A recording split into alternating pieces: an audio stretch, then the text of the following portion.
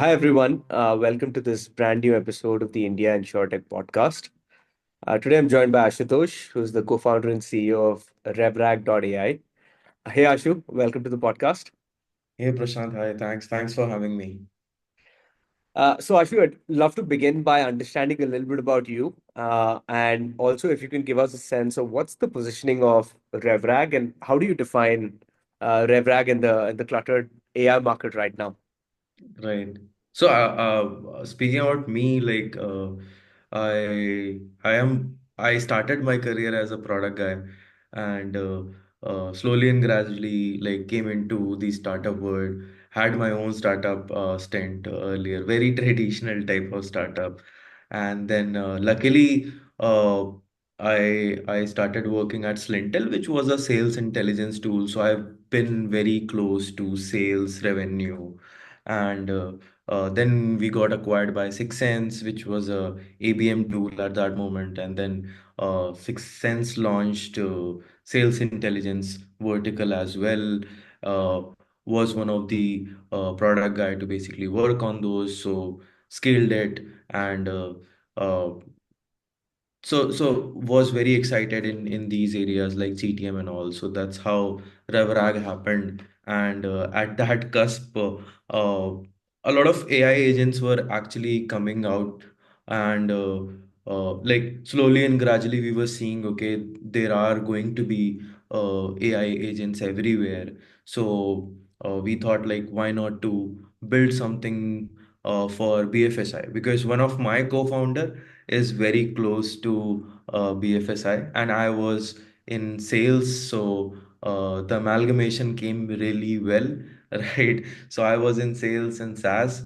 Neeraj was in BFSI. Pankaj was from AI. So again, the amalgamation was really well, and the mix was very really well, and that's how basically we got into RevRag. And when we started, our thought process was simply to basically help revenue teams uh, to basically make more money, make more growth, and solve their use cases related to sales, onboarding, upselling, cross-selling, renewals, collections of sort in BFSI segment only, right? So that was the thought process when we started, and this is the premises of what we are trying to build at RevRag. So we have AI agents for all of these areas, right? Our major is sales and onboarding, right? For onboarding, we have gone really very deep into solving those use cases. I think we are the only one in India working with top lenders, insurers, card players, BFSI, right? Overall, and solving sales and onboarding today. Got it. Okay. All right. So you mentioned BFSI. That's the broad sort of target customer, B2B customer base that you have. But in Right. this one, let's focus on the insurers and insurtechs, right? Yep. For those insurers and insurtechs listening in, what problems can you solve for them? If you can give us a brief of the use cases that you can solve for them, maybe over a list or something like that. Yeah, absolutely. So we'll start from the problem point of view, instead of like listing down the use cases. Basically, if I ask you even today, like, you are from insurance industry, right? If I ask you which health insurance do you want to buy, right? You will not have that health insurance on top of your head. Okay, this is the insurance that I want to buy. I really want to go and immediately buy that. And this happens with everyone. So I've asked this question multiple times on my pitch, and everyone struggles to actually answer that question, right? Because uh, insurance or any financial product for that matter, right, is actually very, very complex for a general audience to understand, right? And even for a seller to sell and to get trained and basically sell. So, right? So that is where we as a Revrag can basically help insurers and the user of the product, right? To basically understand the product really well, and sellers to understand the product really well, and then basically sell it. So while we saw that there is sales that is happening, right? There is a lot of mis-selling that is happening, right? A lot of customers in the funnel are getting dropped. A lot of customers are not renewing, right? And there are a lot of operational problems while upselling, cross-selling. So these were the use cases that we were trying to work on. I'll just list them together so that there is a understanding. So what RevRag can help, and there are list of use cases, which is first is sales, right? So our AI agents can help insurers to sell better, uh, reduce the dependency on their call centers, right? To the first level of lead qualification. And then even human handoffs are possible, right? Who are the interested customers can be transferred to the human agents, right? And then the second bit is, as we discussed, that insurance or any financial product is complex. So when a customer is there in the digital onboarding journey, or even in the normal onboarding, right, getting onboarded, an AI agent can possibly help the customer, guide the customer, get them onboarded, basically help them in navigation, filling up the forms during the onboarding, right? Kind of physical experience can also come on the digital experience. So that is the onboarding agents that we have. And we have like two types of agents in there. One is your embedded agent, meaning imagine Siri sitting on top of your apps and guiding you, helping you filling forms, right? And then let's say, then you drop off. Even then you drop off, let's say, right? Yeah. Then there is AI calling agent which can bring back those customers, help them again with the navigation and activation, right? Uh, this is the pre-sales and sales portion of it, right? Then post-sales, we have agents for cross-selling, upselling, renewals. We have also taken an attempt, and we are working with distributors, right? Where we are onboarding their agents as well through these AI agents. Like human agents are getting onboarded with these AI agents and training them through these AI agents. And then there is a AI agent which is getting assigned to them, right? And those human agents can basically ask any questions, resolve their queries through these AI agents, and like perform better, right? So these are the use cases that we are working in insurance industry as of now. Okay. I love the bit about the human agent and AI agent part. And that's an important problem that I think insurers and some distributors who are in the POSP business are really Mhm. looking to solve for. I'd love to know what kind of problems from a human agent perspective that Mhm. you're solving that makes their business efficient or their distribution management efficient. So if you can take us through that. Right. So, if we talk about top distributors, right, they onboard close to 10,000 to 20,000 POSPs every month, right? And it's a hectic job. It is a hectic job, and because it's a longer onboarding as well, right? A lot of agents, human agents, actually drop off while the journey is getting completed, right? And they have a lot of questions. How much will I be earning? What all products do I have to sell? Is there enough margin for me to sell? So on and so forth, right? And there are different types of like training that is required in order to help your human agents sell better, right? You have to basically give them enough knowledge about your products so that they are able to sell it better, right? So these AI agents first can help them get onboarded, even if there are a lot of drops. As I said, there are two types of agents. One is embedded, which can sit on top of your digital journeys.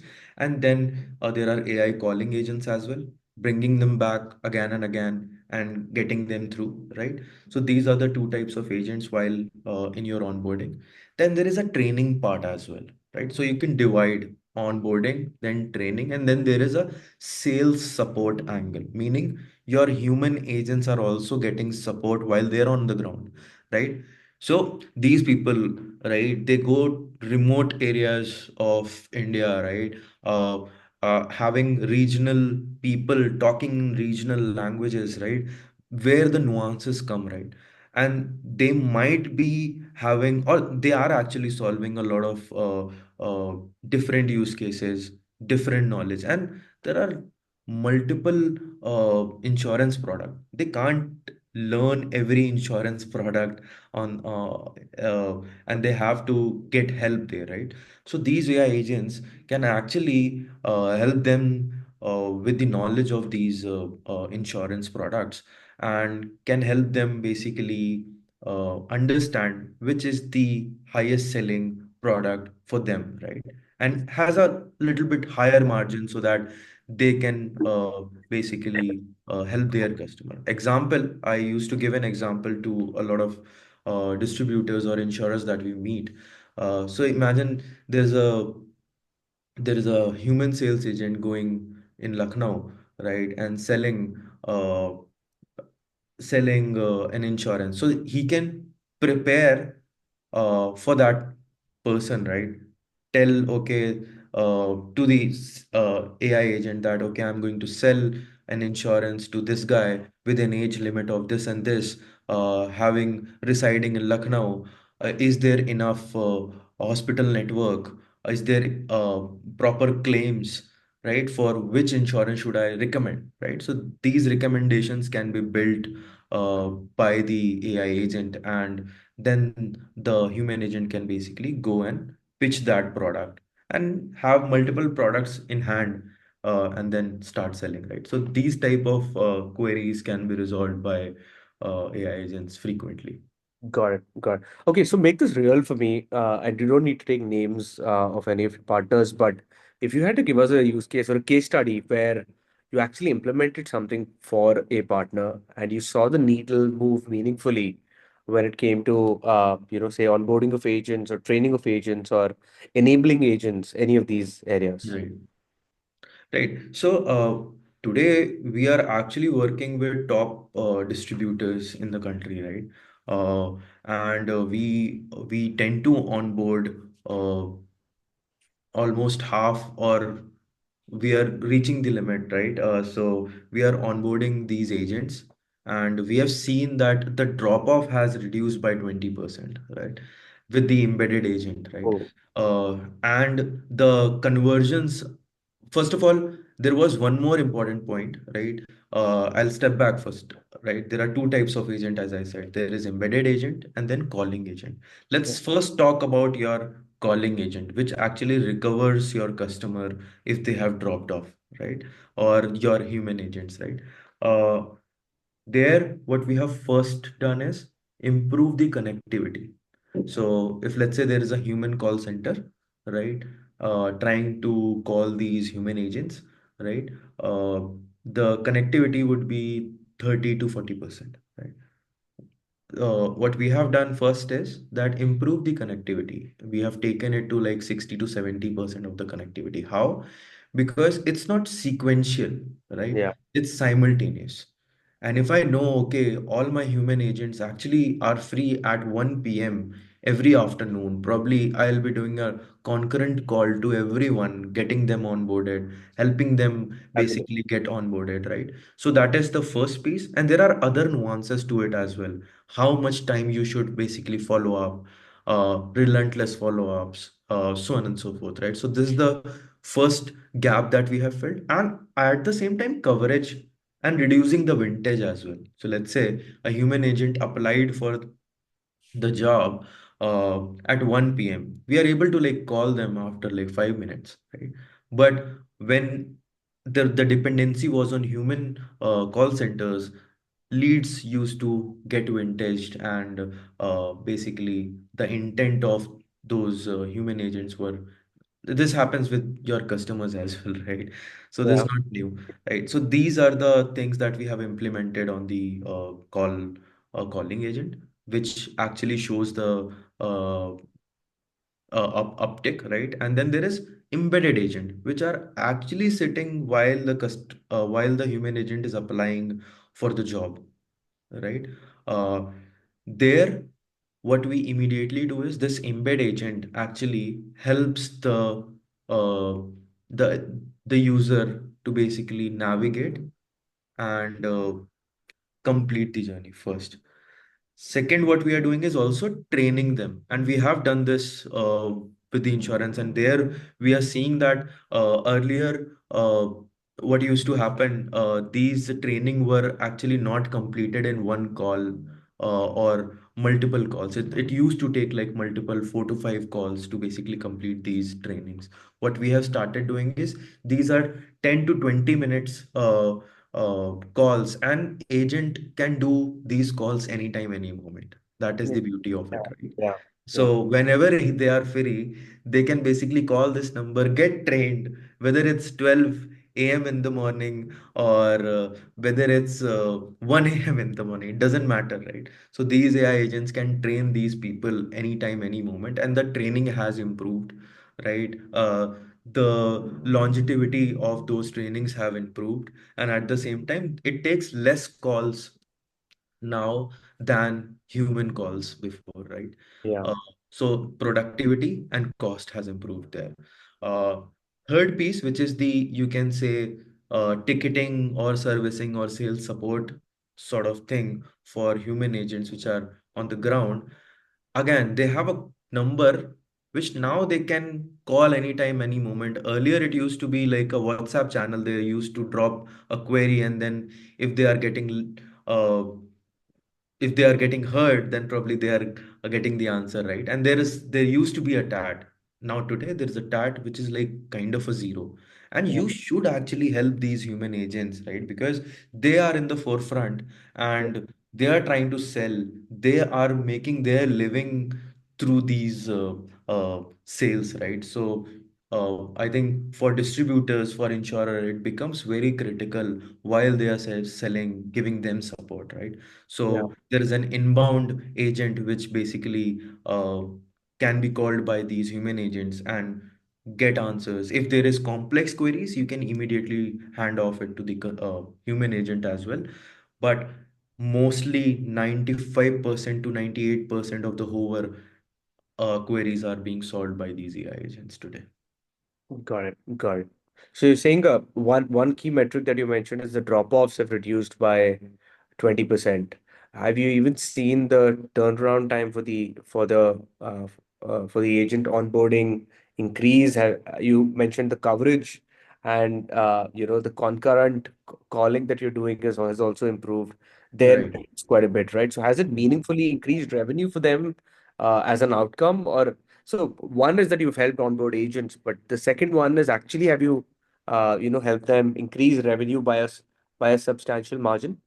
I think we are still early there, because it's like uh, we have been in this journey for around 2 to 3 months of sort, right? Okay. Still early, but we have started seeing upticks in the onboardings, in the query resolution, where it used to be like uh, delays, where it used to be like cost problems, right? Yeah. Now, if they imagine if every human agent is getting help ASAP, probably there will be an uptick, right? Small and small things are going to show uptick. Correct. Uh, right. So I think we believe we have a positive overlay to it, right? So most probably there will be upticks, and we'll start seeing like revenue upticks from leaderships, right? And that's why we are getting through actually, right? So Yeah. if there won't be any uptake, probably we'll not be getting contracted. And we believe in sustainable billing. That's why we are here in India, right? In India, it is important to get sustainable billing and show ROI overall. Otherwise, every penny matters in this market, right? So that is how we basically roll. Got it. Okay. Now, from your worldview, I want to understand how important and why is it important for insurers to adopt AI solutions at different aspects to it, right? There's regional preferences, there's languages, there's customer behavior. So a lot of problems can be solved, but I want to understand what do you see as why do you see this as an important aspect for companies to adopt, insurers to adopt, and what scope do you see in the tier two, tier three markets? Right. So I think majorly, it is absolutely critical and crucial for for insurers, distributors, insurtechs to actually adopt AI, right? I think you must have heard, it will not be uh, like, if you don't use probably AI, you are going to stay behind, right? Uh, this is uh, the hard truth and hard reality today, right? Your competitors will be winning just because they are using AI, right? And they're adopting AI at the right time, right moment, right? So it's not about actually a question now. It is the highest importance, right? Every board meeting is now being held, and there is an AI topic that is for sure coming up in every board meeting, right? So everybody is working on that direction. There are still few companies that have not started. They're working on their older roadmaps, right? But yes, it is very crucial for basically insurers and insurtechs to basically start working on AI, right? Adopting AI. I think about the regional things. So, as we know, the larger population is in tier two, tier three cities and beyond, right? So it becomes really important for insurers to basically adopt, because AI now has capability of regional languages as well, right? So you can adopt AI and decrease dependency on human agents which were not capable of doing multiple languages in one go, right? And this is only about conversational AI, right? There are other aspect of AI as well. It's not about only conversational. It is about how you can recommend proper products to these folks who are regionally uh, actually having different nuance and culture differences as well, right? What are the hospital networks? What are the claim processing, right? So there are different aspect to it. So I think adopting AI will not just help in improving revenues, it will also help you reduce your operational uh, cost. At the same time, when you adopt I think the every every user or the customer from these regional language can start talking to these conversational AI and ask them uncomfortable questions as well, right? What we have seen is that uh, there are some questions that people are not able to ask it to humans, right? But they are comfortable in asking it to Yeah, a chat GPT, yeah, right? yeah, Because we tend to think that a human can basically judge us, right? So, and if it is finances, probably we tend not to show what we are going through, right? yeah, yeah. So I think what I believe is that there will be a larger adoption that is needed, right? Uh, and this is especially important because it ensures that even customers in tier two, tier three cities feel comfortable, and also navigating through those like complex insurance journeys, and the market potential in these regions is massive, and as they are are often uh, underserved by traditional channels, probably there can be significant growth opportunity for insurers. Got it, got it. So the last one I want to know from you, Ashu, is an impactful point, which is on the upsell and cross sell. Companies want to improve their ARPU, right? And this forms an important strategic objective in their minds. Are you doing something about this? Are you solving this problem for them? Absolutely. So cross sell, we do like pre-sales, post-sales type of thing. So this comes into like post-sales of segments, right? And what we have seen, we try to basically embed our agents very deeply into the insurers systems, right? So that we have enough knowledge about the customers, and then we are able to like cross sell and upsell, right? So calling agents can basically reduce your overhead by, as I said, improving your connectivity, improving your uh, operations, and doing all your cross sell and upsell. But there are other angles to it as well, right? Where like while few of our customers, like let's say they are getting onboarded, right? We can do a lot of small talks and understand their areas, fill those important information, and then recommend products to these people, right? And that's how this is the new way of basically selling and upselling and cross-selling, which will be coming up in this age of conversational AI, right? So, as I said, while a customer is getting onboarded, we tend to have these conversational agents, right? Now they can do a lot of small talks while a Yeah, customer is getting onboarded, right? So we can tag those small talks and later in point can also give them product suggestions, new understood. product suggestions, right? Okay. And even after getting activated, you can do a lot of product suggestions, right? And while we have these conversational agent, this can be like very personalized to that customer, have empathy, real good empathy, which is today in the world is actually lacking, right? A real good empathy, and then going and selling properly, and the right product as well. It doesn't mean like you are upselling any random product to anyone. People will Got get irritated, right? So that is the power of AI, which you should leverage while you are trying to upsell and cross. And this is where we come in, right? So we have that context while the customer was getting onboarded, right? Then we can properly recommend the right product and with empathy. So right. this is how you increase your upselling and cross-selling processes. Got it. This brings us to the end of the podcast, Ashu. I think had a great time chatting with you. You're really solving really good problems for insurers, and I think that'll also help increase penetration, right? So the more enablement, the more efficiency you provide to them, obviously leads to the end objective of increasing penetration of insurance across the country, which is Absolutely. one of my IRDA's goals as well. So thanks a lot for your time, and I'd like to say that we wish you all the best from the India InsureTech Association.